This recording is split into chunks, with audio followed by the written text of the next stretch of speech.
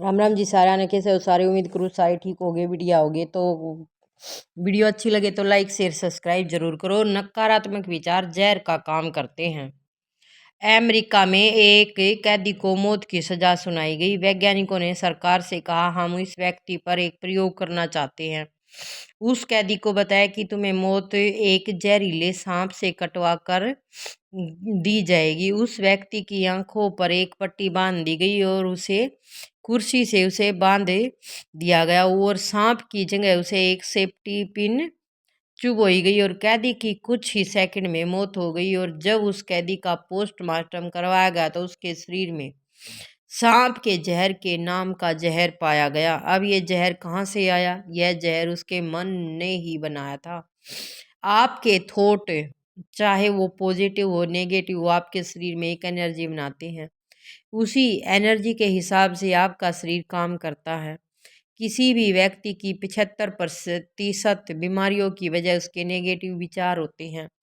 आप जैसा अपने आप को बनाओगे आप वैसे ही बनते चले जाओगे। इसीलिए किसी भी परिस्थिति में खुद को पॉजिटिव बनाए रखने की कोशिश करो। नेगेटिव नकारात्मकता सोचो ही मत अपने बारे में। क्यों सोचा? कोई और भी सोचा ना तो भी न उससे बोलना चाहिए कि नेगेटिव नहीं सोचा करते। क्योंकि एक नेगेटिव और यथार्थ नकारात्मकता विचार है ना पूरे घर का वाइब्रेशन बदल दे हैं।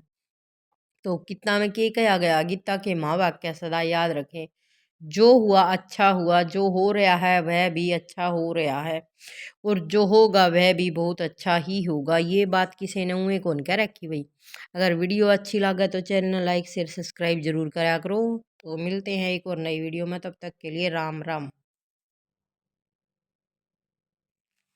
राम राम जी सारा ने। तो आज की कहानी कुछ इस तरह है, सुनियो। अच्छी लगे तो वीडियो ने लाइक शेयर सब्सक्राइब जरूर कर दियो।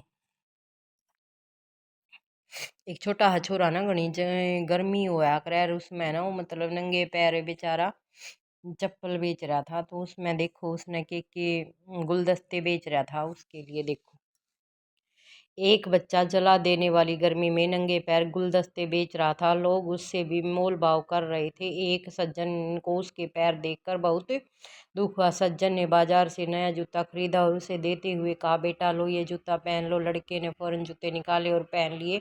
उसका चेहरा खुशी से दमक उठा था। वो उस सज्जन की तरफ उल्ट पलटा और हाथ थाम कर पूछा, अब भगवान हो? उसने घबरा कर हाथ छुटवाया और कानों में हाथ लगाकर कहा, नहीं नहीं मैं भगवान नहीं हूँ। लड़का फिर मुस्कुराकर कहा, तो फिर जरूर आप भगवान के दोस्त होंगे, क्योंकि मैंने कल रात भगवान से कहा था कि मुझे नए जूते दे दे। वे सज्जन मुस्कुरा दिया और उसके माथे को प्यार से चूम कर अपने घर की तरफ चल पड़ा। अब वो सज्जन भी जान चुके थे कि भगवान का दोस्त होना कोई मुश्किल काम नहीं है।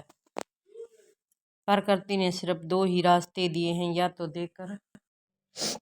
या तो देकर जाएं या फिर छोड़ कर चले जाएं। साथ ले जाने की कोई व्यवस्था नहीं है वहाँ पर। इसलिए जितना हो सके भाई दान पुण्य कराया करो, जिसकी हो सके गरीब की मदद कराया करो। साहूकार है तो बतेरे ही से हैं जिनके द्वारा है उनकी नीयत में यो ही रवा है। तो आज वीडियो अच्छी लगी तो लाइक शेयर सब्सक्राइब।